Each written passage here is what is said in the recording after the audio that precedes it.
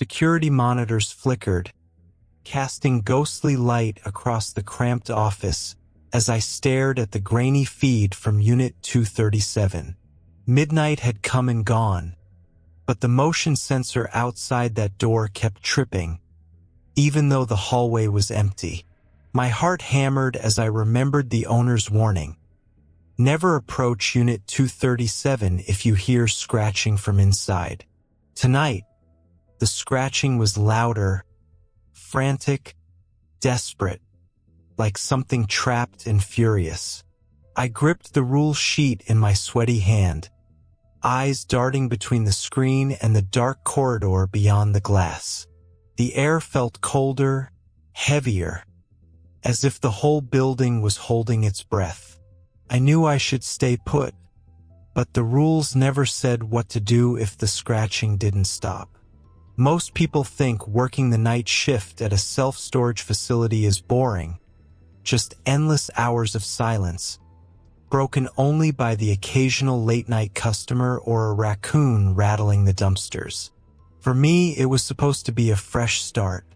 I'd lost my last job, needed the money, and the idea of being left alone with my thoughts seemed almost peaceful. The facility itself was a sprawling maze of concrete corridors and metal doors, each unit identical except for the faded numbers stenciled above the locks. At night, the place transformed. The fluorescent lights buzzed overhead, casting long shadows that seemed to move when I wasn't looking. Every sound echoed: footsteps, distant car horns, the hum of the vending machine in the lobby. I kept the office lights low, sipping burnt coffee and watching the monitors, trying to ignore the way the darkness pressed against the glass. The owner, Mr. Harlan, was a quiet man with tired eyes and a habit of showing up unannounced. He'd given me a list of rules on my first night, most of them standard: lock the gates at 11, never let anyone in after hours, always check the alarms. But there was a separate sheet, handwritten and creased, labeled Unit 237. He'd handed it to me with a warning: follow these exactly. Don't ask questions. I'd laughed it off at first, but every night, as the hours dragged on and the building settled into uneasy silence, I found myself glancing at that list, wondering what could possibly be so dangerous about a locked metal door. It didn't take long for Unit 237 to stand out from the rest. The first thing I noticed was the lock, an old, heavy padlock that looked out of place among the newer, standard-issue ones. Sometimes, when I made my rounds, I'd catch a faint, metallic smell near the door, sharp and unpleasant, like blood and rust. The hallway outside was always colder, even when the rest of the building felt stuffy and warm. I asked Mr. Harlan about it once, half joking, but his face went pale. He pulled me aside, voice low and urgent. You follow the rules for 237, no matter what. Don't try to peek inside. Don't talk to anyone who asks about it. And if you hear anything from that unit, you come straight back to the office. Understand? His reaction unsettled me more than the unit itself. I tried to brush it off, but the more I thought about it, the more the rules gnawed at me. Why did 237 need its own set of instructions? What was so different about it? I started to notice little things: a scratch on the concrete that hadn't been there before, a strange echo when I walked past, the way the lights sometimes flickered only in that hallway. My curiosity grew, tangled with a sense of unease I couldn't shake. I told myself it was just nerves, just the isolation getting to me. But every night, as I passed Unit 237, I felt the urge to break the rules, just to see what was really inside. The night Mr. Harlan finally explained the rules, he showed up just after sunset, his old sedan rumbling into the lot. He didn't bother with small talk. Instead, he handed me a folded, yellowed sheet of paper, his hand trembling slightly as he pressed it into mine. "Read these. Out loud," he said, his voice flat. "And remember, don't ever improvise." I unfolded the paper. The ink faded but legible. There were 7 rules, each one stranger than the last. Rule 1. Never unlock Unit 237, no matter who asks or what you hear. Harlan's eyes bored me. Not even if I call you myself. Not for anyone. Rule 2. If you hear scratching from inside, do not approach. Stay in the office and wait until it stops. He added, "It's not a rat. Don't try to check." Rule 3. If the hallway lights outside 237 flicker 3 times in a row, check the security feed, but do not leave the office for at least 15 minutes. I frowned. What if someone needs help? Harlan shook his head. No one ever does. Rule 4. If you see water seeping from under the door, mop it up but never touch it with your bare hands. Wear gloves and burn the mop after. I tried to laugh, but Harlan didn't smile. I'm serious.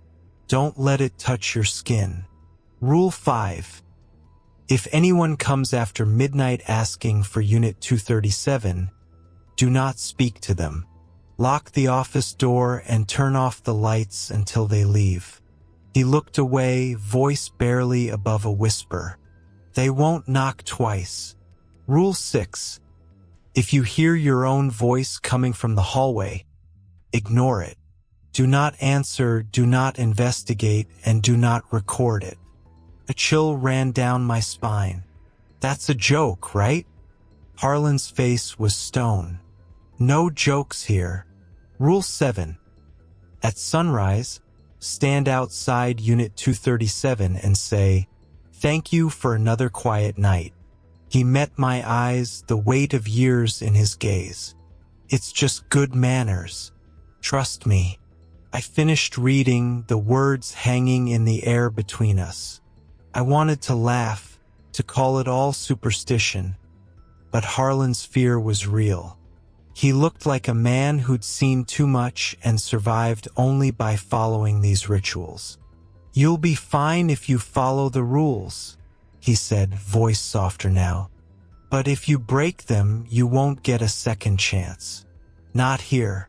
I tucked the list into my pocket, the paper already damp with sweat. Alone again, I sat in the office, staring at the monitors, the rules echoing in my mind. Each one felt like a dare, a warning, and a secret all at once. I told myself it was all nonsense, just a way to keep me on edge. But as the night deepened and the building settled into uneasy silence, I found myself glancing at the clock, counting the minutes, and wondering what would happen if I ever slipped, even once. It was just after 2 a.m. when the silence broke. I'd been dozing in the office chair, the hum of the monitors and the distant rattle of the vending machine lulling me into a half-sleep. Then, sharp and sudden, came the scratching. At first, I thought it was a mouse in the walls, but the sound was too loud, too deliberate, long scraping claws dragging across metal, then a frantic, desperate scrabble. It was coming from the hallway, and I knew instantly which door it belonged to. Unit 237. I sat up, heart pounding, the rules flashing through my mind. If you hear scratching from inside, do not approach. Stay in the office and wait until it stops. I stared at the monitor, watching the grainy black and white feed. The hallway was empty, but the sound was unmistakable, echoing through the vents and vibrating in my bones. I gripped the arms of the chair, fighting the urge to get up, to check, to prove to myself it was nothing. But the scratching grew louder, more insistent, as if whatever was inside knew I was listening. I found myself halfway to the door before I caught myself. The rule sheet crumpled in my fist. I forced myself back into the chair, eyes glued to the screen. The minutes dragged on, each second stretching into eternity. My mind raced with possibilities, an animal trapped, a prank, maybe even someone needing help. The urge to break the rule just for a moment was overwhelming. Then, as suddenly as it started, the scratching stopped. The silence that followed was worse, thick and suffocating. I waited, counting to 100, then 200, before I dared to breathe again. I checked the monitor one last time. The hallway was still empty, the door to 237 as closed and unremarkable as ever. But I couldn't shake the feeling that something had changed. The air in the office felt heavier, colder. I kept glancing at the clock, at the monitors, at the list of rules now damp with sweat in my hand. Doubt gnawed at me. What if I'd made a mistake? What if someone really was trapped there? Or worse, what if something was trying to get out? I didn't sleep for the rest of my shift. Every creak, every distant thump, set my nerves on edge. By sunrise, I was exhausted, but I'd followed the rules. Ide rasista. Still, as I stood outside Unit 237 and whispered my thanks, I couldn't help but wonder how many more nights I could last before curiosity, or fear, got the better of me. The next few nights blurred together, each one heavier than the last. I started to notice things I couldn't explain, cold spots in the hallway, the faint smell of something rotten drifting from under the door of Unit 237, and the way the lights in that corridor seemed to flicker more often, always in threes. I tried to convince myself it was just my imagination, the result of too many sleepless nights and too much caffeine. But the rules were always there, whispering in the back of my mind, daring me to slip up. On Thursday, the owner sent an attempt to cover the first half of my shift. Her name was Jamie, a college student with a bright smile and a habit of humming pop songs as she worked. I gave her the standard rundown, but hesitated when it came to the rules for 237. She laughed when I handed her the sheet.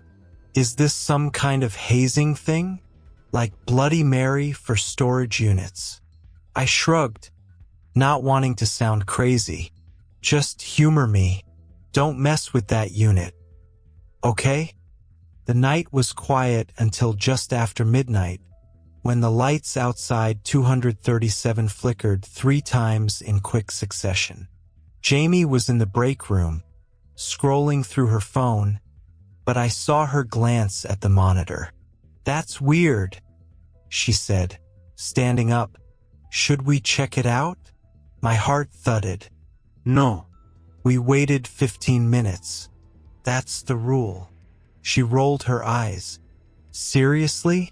What's the worst that could happen? She started toward the door, curiosity getting the better of her.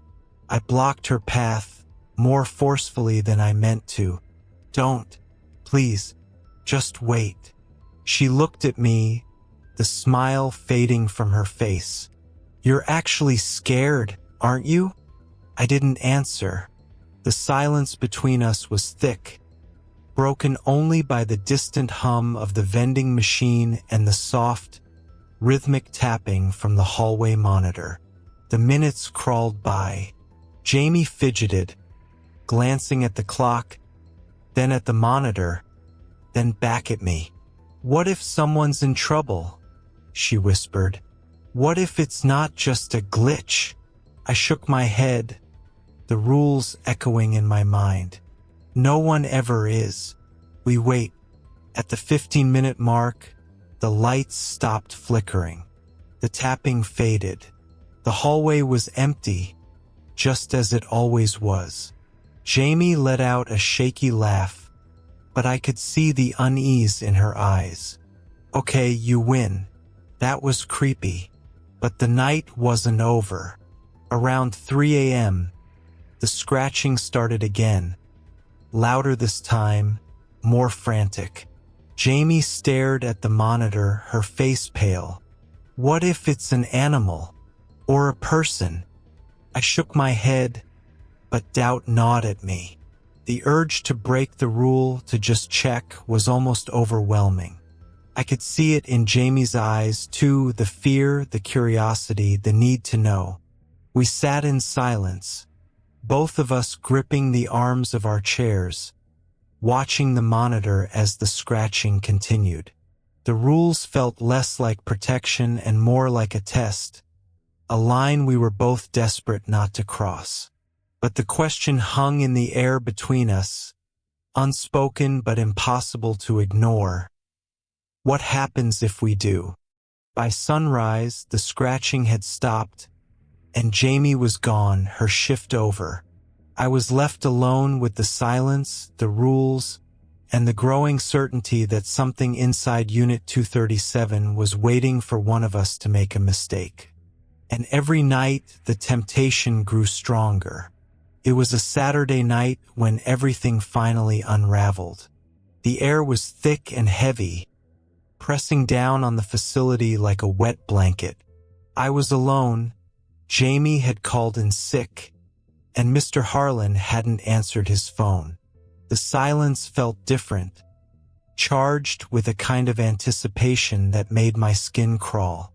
I tried to distract myself with paperwork, but my eyes kept drifting to the monitor showing the hallway outside Unit 237. At 1:13 a.m., the lights in that corridor flickered 3 times, then went out completely.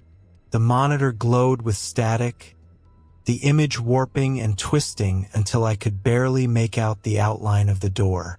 Then the scratching started, louder than ever, frantic and wild, as if something inside was tearing at the metal with claws. I gripped the rule sheet, my knuckles white, and forced myself to stay in the office. But the sound grew unbearable, echoing through the vents, vibrating in my chest. It was joined by a new noise, a voice, soft at first, then rising in pitch. It was my own voice, calling from the hallway, pleading for help. I froze, every muscle locked in terror. Rule 6. If you hear your own voice coming from the hallway, ignore it. Do not answer, do not investigate, and do not record it. But the voice was so real, so desperate, and the scratching was relentless. My mind raced with questions. What if someone was trapped? What if I was wrong about all of this? The urge to break the rule, to just check, was overwhelming. I stood, heart pounding, and opened the office door. The hallway was pitch black, the only light coming from the emergency exit sign at the far end. The air was icy cold, and the metallic smell was stronger than ever, burning in my nostrils. I took a step forward, then another. The rule sheet crumpled in my fist. The scratching stopped abruptly, replaced by a heavy, unnatural silence. I reached Unit 237, my breath fogging in the cold. The door looked the same as always, but the lock was gone, snapped clean off, the metal twisted and blackened. My hand shook as I reached for the handle, every instinct screaming at me to turn back. But the voice, my voice, came again, muffled and pleading from inside. Please let me out. I'm so cold. I opened the door. The darkness inside was absolute, swallowing the weak beam of my flashlight. The air was freezing, thick with the stench of rot and something sweet, like spoiled fruit. I stepped inside, the floor slick beneath my boots. The door slammed shut behind me, plunging me into total blackness. I spun, fumbling for the handle, but it was gone, just smooth, cold metal under my fingers. Then I heard it, breathing, slow and wet, coming from the far corner. My flashlight flickered, then died. I was alone, trapped, the rules useless now.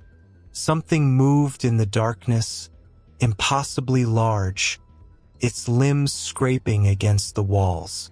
I felt it watching me, felt its hunger, its anger. My own voice echoed back at me, warped and mocking. You broke the rule. A cold hand closed around my wrist, its grip like ice. I screamed, but the sound was swallowed by the dark. Pain shot up my arm, sharp and electric, as if something was burrowing beneath my skin. I fought, clawed at the unseen thing, but it was no use. The darkness pressed in, suffocating, endless. Then, just as suddenly, it was over. The door burst open, light flooding the unit.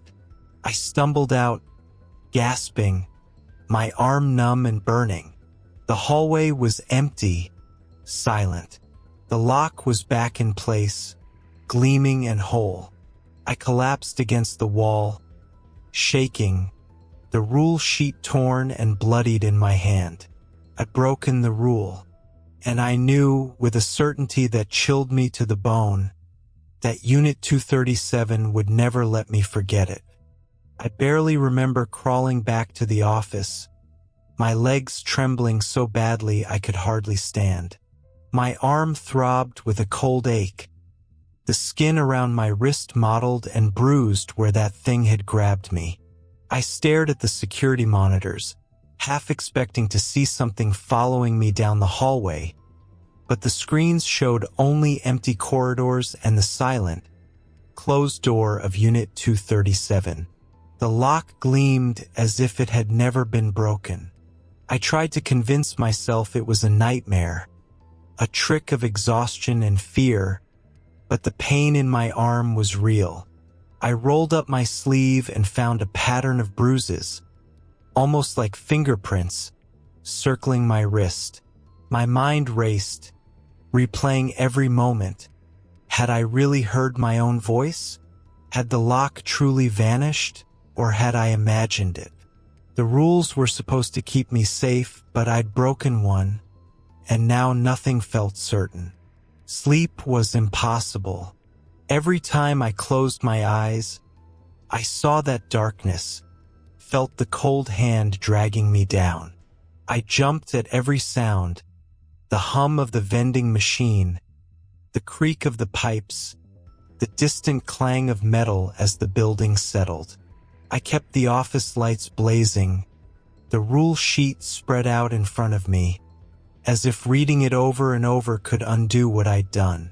When Mr. Harlan arrived at dawn, I tried to tell him what happened, but the words stuck in my throat. He looked at my wrist, his face going pale, and shook his head. "You opened the door, didn't you?" I nodded, shame burning in my chest. He didn't scold me, didn't even look angry, just tired, defeated. "It marks you," he said quietly. "You'll feel it now. The rules are the only thing that keeps it from taking more." Paranoia set in. I started to wonder if I'd ever really been alone in the building.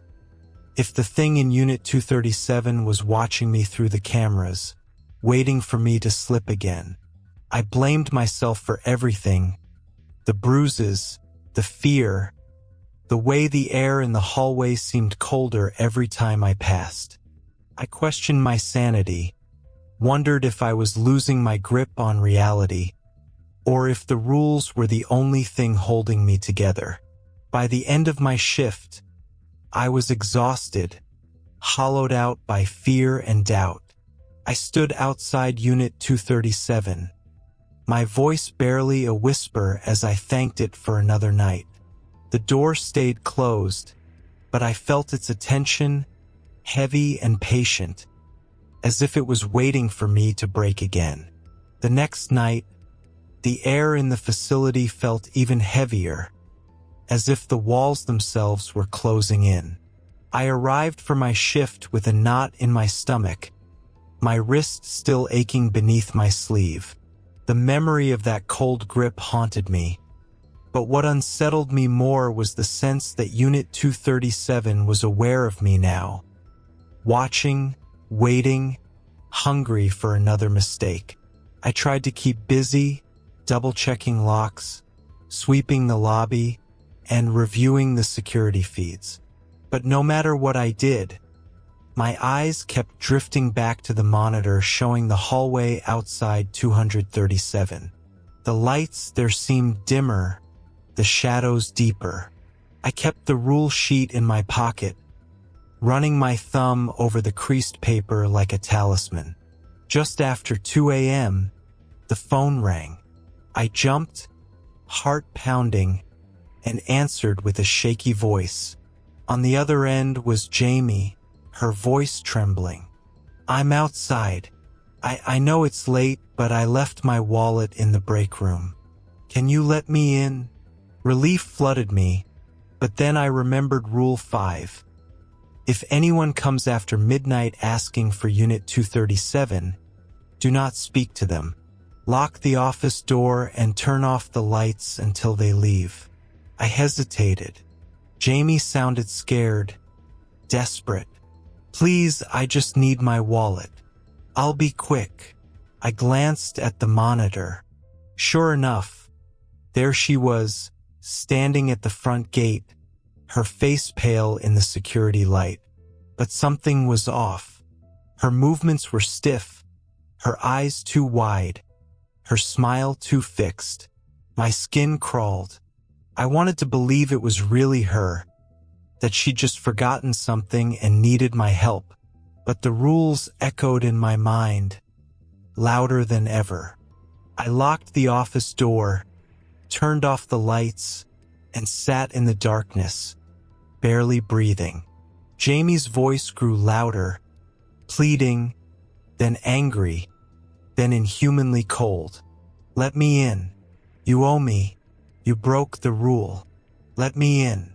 The pounding on the door rattled the glass. I pressed my back against the wall, hands shaking, fighting the urge to answer, to explain, to apologize. The voice outside shifted, cycling through familiar tones. My mother, Mr. Harlan, even my own voice, each one more convincing than the last. "You can't hide from me. You belong to me now." I squeezed my eyes shut, repeating the rules under my breath, clinging to them like a lifeline. The pounding stopped. Silence settled, thick and absolute. I waited, counting the seconds, then the minutes until I was sure whatever was outside had gone. But the test wasn't over. The monitor flickered, showing the hallway outside Unit 237. The lights there began to strobe 3 times in quick succession. My heart sank. Rule 3. If the hallway lights outside 237 flicker 3 times in a row, check the security feed, but do not leave the office for at least 15 minutes. I watched as the door to 237 slowly creaked open on its own. A dark, shapeless figure slipped out, gliding down the hallway toward the office. The temperature in the room plummeted. My breath fogged in the air. The thing stopped outside the office door, its presence pressing against the glass, whispering my name in a dozen voices. 15 minutes. That was all I had to survive. I gripped the rule sheet, knuckles white, and forced myself to stay put. The whispers grew louder, more insistent, promising relief, forgiveness, escape. My mind raced with fear and doubt, but I didn't move. I didn't answer. I didn't open the door. When the clock finally ticked past the 15-minute mark, the whispers faded. The temperature rose. The monitor showed the hallway empty. The door to 237 closed and locked once more. I slumped in the chair, exhausted but alive.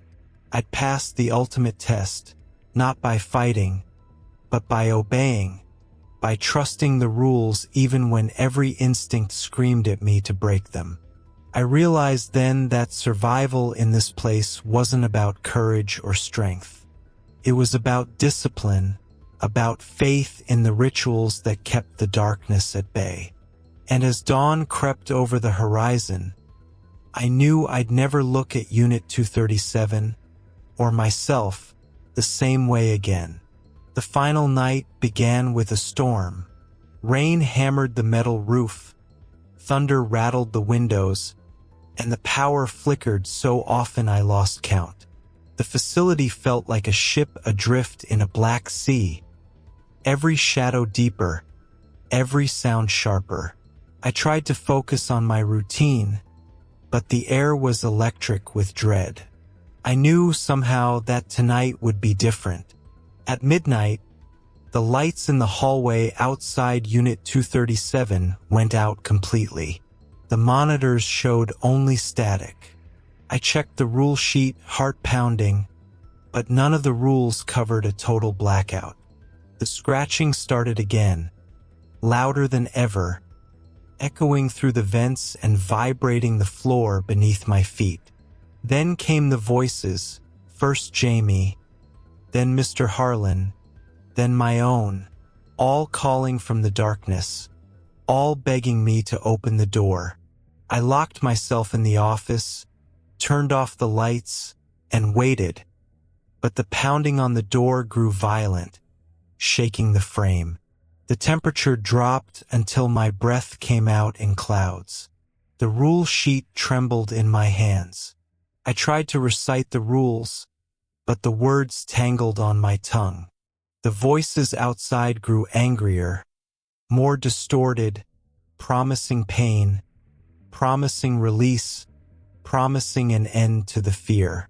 Suddenly, the emergency lights flickered on, casting the hallway in a sickly red glow.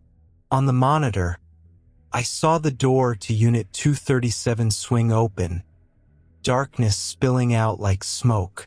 Something crawled from the unit, long-limbed, faceless, its body shifting and writhing as it dragged itself toward the office. The scratching was everywhere now, inside my head, under my skin. I pressed myself against the far wall, clutching the rule sheet like a talisman. The thing reached the office door and began to push, the metal groaning under its weight. I could see its shadow through the frosted glass, impossibly tall, its fingers like knives. My own voice whispered from the other side, "Let me in. You know you want to." I shut my eyes, fighting the urge to answer, to scream, to run. The rules were all I had left. I forced myself to remember the last one. At sunrise, stand outside Unit 237 and say, "Thank you for another quiet night." I whispered it over and over, a desperate prayer. The creature slammed against the door, harder and harder, until the hinges shrieked. The lights flickered, threatening to die. I felt the cold seep into my bones, felt the darkness reaching for me. But I didn't move. I didn't answer. I didn't open the door. Then, as suddenly as it began, the pounding stopped. The temperature rose. The emergency lights steadied. On the monitor, the thing retreated, oozing back into Unit 237. The door slammed shut behind it, the lock gleaming in the red light. I collapsed to the floor, shaking, tears streaming down my face. I'd survived, not by fighting, but by holding on to the rules, by refusing to give in to fear or temptation. The storm outside faded, dawn breaking over the horizon. I stepped outside, voice trembling, and thanked Unit 237 for another quiet night. The facility was silent, the air heavy with relief and exhaustion. I knew the danger wasn't gone, only waiting. But for now, I'd won. And I understood, finally, that the rules weren't just for survival. They were the only thing standing between me and the darkness that would never stop testing me. When the sun finally rose, the storm clouds broke apart, leaving the facility washed in pale gold. The world outside looked ordinary again. Puddles glinting in the parking lot, birds calling from the power lines, the hum of distant traffic returning. But inside, everything felt changed. I moved through the halls on shaky legs, checking each door, half expecting to find some sign of what had happened. Unit 237 looked the same as always. A heavy metal door, a gleaming lock, nothing to betray the nightmare that had unfolded just hours before. I sat in the office, the rule sheet spread out in front of me, the paper wrinkled and stained from a night of desperate clutching. I read each line slowly, searching for comfort, for certainty.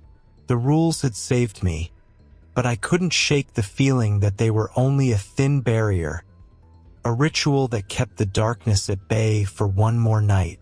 I wondered how many others before me had followed them, and how many had failed. Mr. Harlan arrived just after sunrise, his face drawn and tired. He didn't ask questions, didn't offer explanations. He simply nodded when I told him I'd followed the rules, his eyes lingering on the bruises around my wrist. "You did what you had to," he said quietly. "That's all any of us can do." I wanted to ask him what was really in Unit 237, why the rules worked, and what would happen if I ever slipped again. But I knew, deep down, that some answers would only make things worse. The rules were enough, barely. They were a shield, not a cure. The darkness was still there, patient and hungry, waiting for the next mistake. As I locked up for the day, I paused outside Unit 237, the final rule echoing in my mind. I whispered my thanks, feeling the weight of unseen eyes on my back. The door stayed closed, but I knew the story wasn't over. The rules had kept me alive, but they couldn't promise safety forever. In a place like this, survival was never guaranteed, only borrowed, one night at a time. A week later, the routine almost felt normal again. The bruises on my wrist faded, but I still caught myself glancing at the monitor for Unit 237 every few minutes, waiting for the next sign. One evening, as I was finishing paperwork, a new employee arrived, a young guy, eager, with a nervous smile. Mr. Harlan handed him the same yellowed sheet of rules, his voice low and serious. The new guy laughed, waving the paper. "Is this for real? Or just to scare the rookies?" I didn't answer. I just watched as he tucked the rules into his pocket, already forgetting the weight they carried. That night, as I made my rounds, I heard faint scratching from the direction of Unit 237. I froze, heart pounding, every instinct screaming at me to run. But I stayed put, eyes fixed on the darkness, listening as the scratching grew louder, more insistent. I wondered how long the rules would protect us, and what would happen the first time someone decided not to follow them. Some doors, once opened, never truly close.